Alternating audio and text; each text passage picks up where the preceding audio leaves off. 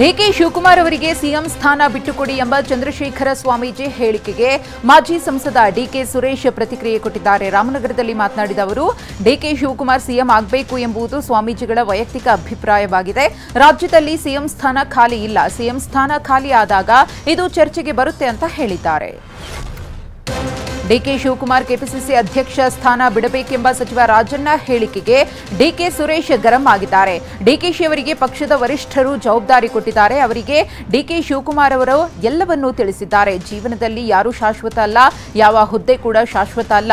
ಹೇಳಿಕೆ ಕೊಡುವವರು ಹಿಂದೆ ತಿರುಗಿ ನೋಡಿಕೊಳ್ಳಬೇಕು ಅಂತ ರಾಜಣ್ಣ ವಿರುದ್ಧ ವಾಗ್ದಾಳಿ ನಡೆಸಿದ್ದಾರೆ. ಯಾರು ಡಿಕೆ ಶಿವಕುಮಾರ್ ಟಾರ್ಗೆಟ್ ಮಾಡಲು ಆಗಲ್ಲ ಅಂತ ಡಿಕೆ ಸುರೇಶ್ ಹೇಳಿದ್ದಾರೆ. ಡಿಕೆ ಶಿವಕುಮಾರ್ ಅವರನ್ನ ಟಾರ್ಗೆಟ್ ಮಾಡ್ತೇನೆ ಅಂದ್ರೆ ಅದು ಅವರ ಭ್ರಮೆ.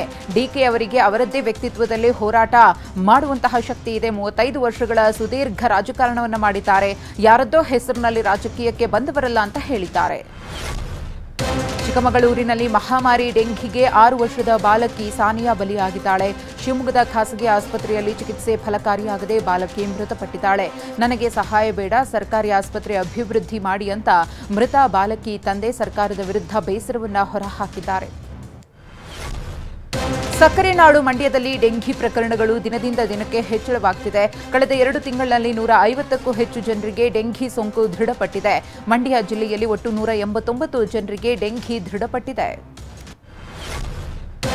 ಇಂದು ಅಥವಾ ನಾಳೆ ಗೃಹಲಕ್ಷ್ಮಿ ಹಣ ಜಮೆ ಆಗಲಿದೆ ಎಂದು ಸಚಿವೆ ಲಕ್ಷ್ಮೀ ಹೆಬ್ಬಾಳ್ಕರ್ ತಿಳಿಸಿದ್ದಾರೆ. ಬೆಳಗಾವಿಯಲ್ಲಿ ಟಿವಿ9 ಜೊತೆ ಮಾತನಾಡಿದ ಸಚಿವೆ, ಖಜಾನೆಯಿಂದ ಹಣ ಹೋಗಿದೆ, ಬ್ಯಾಂಕ್ಗಳಲ್ಲಿ ಇಂದು ಅಥವಾ ನಾಳೆ ಕ್ರೆಡಿಟ್ ಆಗಲಿದೆ ಎಂದಿದ್ದಾರೆ. ಅಲ್ಲದೆ ಯಾವುದೇ ಕಾರಣಕ್ಕೂ 5 ಗ್ಯಾರಂಟಿಗಳನ್ನು ನಿಲ್ಲಿಸಲ್ಲ ಅಂತ ಲಕ್ಷ್ಮೀ ಹೆಬ್ಬಾಳ್ಕರ್ ಸ್ಪಷ್ಟಪಡಿಸಿದ್ದಾರೆ.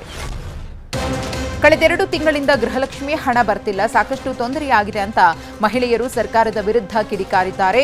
ಗೃಹಲಕ್ಷ್ಮಿ ಹಣ ಬರುತ್ತೆ ಅನ್ನೋ ನಿರೀಕ್ಷೆಯಲ್ಲಿದ್ವಿ, ಈಗ ಹಣ ಬರ್ತಾ ಇಲ್ಲ, ಇದರಿಂದ ಸಮಸ್ಯೆ ಆಗಿದೆ ಎಂದು ಅಳಲು ತೋಡಿಕೊಂಡಿದ್ದಾರೆ. ಶಕ್ತಿ ಯೋಜನೆಯಿಂದ ಮಹಿಳೆಯರಿಗೆ ಗೌರವವಿಲ್ಲ, ಯೋಜನೆ ನಿಲ್ಲಿಸಿದ್ರೆ ಏರಿಕೆ ಮಾಡಿರುವ ಬೆಲೆ ಹೆಚ್ಚಳವನ್ನು ಕಡಿಮೆ ಮಾಡಿ ಎಂದಿದ್ದಾರೆ.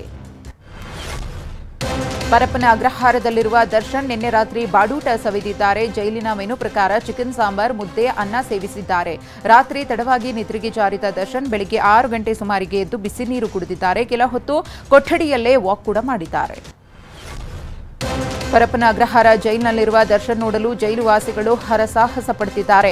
ಆಸ್ಪತ್ರೆ ಸಮೀಪದಲ್ಲಿರುವ ವಿಶೇಷ ಬ್ಯಾರಕ್ನಲ್ಲಿ ಬಂಧಿಯಾಗಿರುವ ದರ್ಶನ್ರನ್ನ ನೋಡಲು ಪದೇ ಪದೇ ಅನಾರೋಗ್ಯದ ನೆಪ ಹೇಳಿ ಜೈಲಾಸ್ಪತ್ರೆಯ ಬಳಿ ಸುಳಿದಾಡುತ್ತಿದ್ದಾರೆ.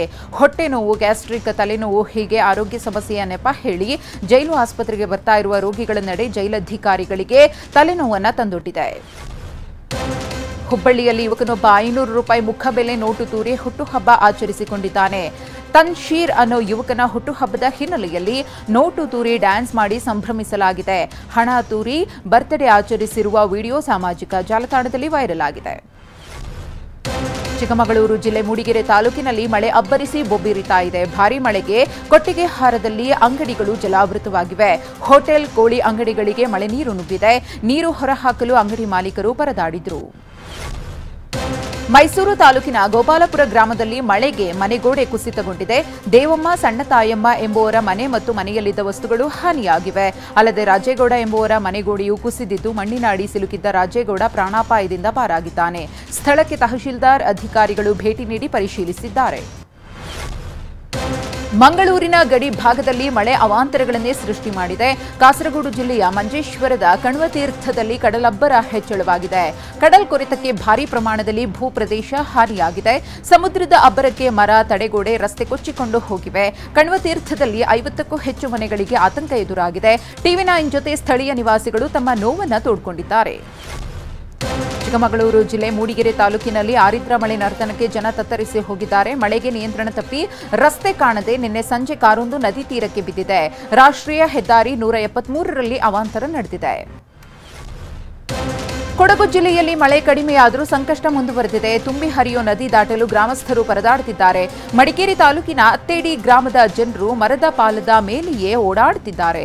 ಯಾವುದೇ ಸುರಕ್ಷತೆ ಇಲ್ಲದೆ ಪಾಲ ದಾಟುತ್ತಿದ್ದಾರೆ. ತಿಂಗಳ ಹಿಂದೆಯೇ ಈ ಬಗ್ಗೆ ಟಿವಿ9 ಕೂಡ ವರದಿಯನ್ನ ಬಿತ್ತರಿಸಿತ್ತು. ಆದರೂ ಎಚ್ಚೆತ್ತುಕೊಳ್ಳದ ಸ್ಥಳೀಯ ಆಡಳಿತದ ವಿರುದ್ಧ ಜನಾಕ್ರೋಶ ವ್ಯಕ್ತವಾಗುತ್ತಿದೆ. ರಾಜ್ಯದ ಹಿರಿಯ ಐಪಿಎಸ್ ಅಧಿಕಾರಿ ಕಮಲ್ ಪಂತ್ ಸೇವಾ ನಿವೃತ್ತಿಯನ್ನ ಹೊಂದಿದ್ದಾರೆ. ಕೋರಮಂಗಲದ ಕೆಎಸ್ಆರ್ಪಿ ಮೈದಾನದಲ್ಲಿ ಕಮಲ್ ಪಂತ್ಗೆ ರಾಜ್ಯ ಪೊಲೀಸ್ ಇಲಾಖೆಯಿಂದ ಬೀಳ್ಕೊಡುಗೆ ಸಮಾರಂಭ ನಡೆಯಿತು.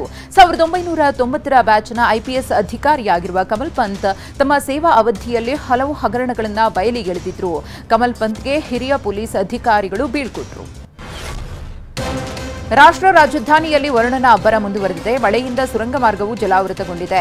ಪ್ರಗತಿ ಮೈದಾನದ ಸುರಂಗ ಸಂಪೂರ್ಣವಾಗಿ ಜಲಮಯವಾಗಿದೆ. 750 ಕೋಟಿ ರೂಪಾಯಿ ವೆಚ್ಚದಲ್ಲಿ 2008-9ರಲ್ಲಿ ನಿರ್ಮಾಣವಾಗಿರುವ ಸುರಂಗ ಮಾರ್ಗ ನದಿಯಂತಾಗಿದ್ದು ವಾಹನ ಸವಾರರು ಪರದಾಡುತ್ತಿದ್ದಾರೆ. ದೇಶದ ಪ್ರಗತಿ ಅಂದ್ರೆ ಇದೇನಾ ಅಂತ ಆಕ್ರೋಶ ವ್ಯಕ್ತಪಡಿಸುತ್ತಿದ್ದಾರೆ. ಟಿ20 ಫೈನಲ್ ಮ್ಯಾಚ್ನಲ್ಲಿ ಭಾರತಕ್ಕೆ ಗೆಲುವಾಗಲಿ ಅಂತ ಚಾಮರಾಜನಗರದಲ್ಲಿ ವಿಶೇಷ ಪೂಜಾ ಕೈಂಕರ್ಯ ನಡೆಯಿತು. 11 ಮಂದಿ ಆಟಗಾರರ ಹೆಸರಿನಲ್ಲಿ ವಿಶೇಷ ಅರ್ಚನೆ ಸಲ್ಲಿಸಿ ಟೀಂ ಇಂಡಿಯಾ ಗೆಲುವಿಗಾಗಿ ಪ್ರಾರ್ಥನೆಯನ್ನ ಸಲ್ಲಿಸಲಾಯಿತು.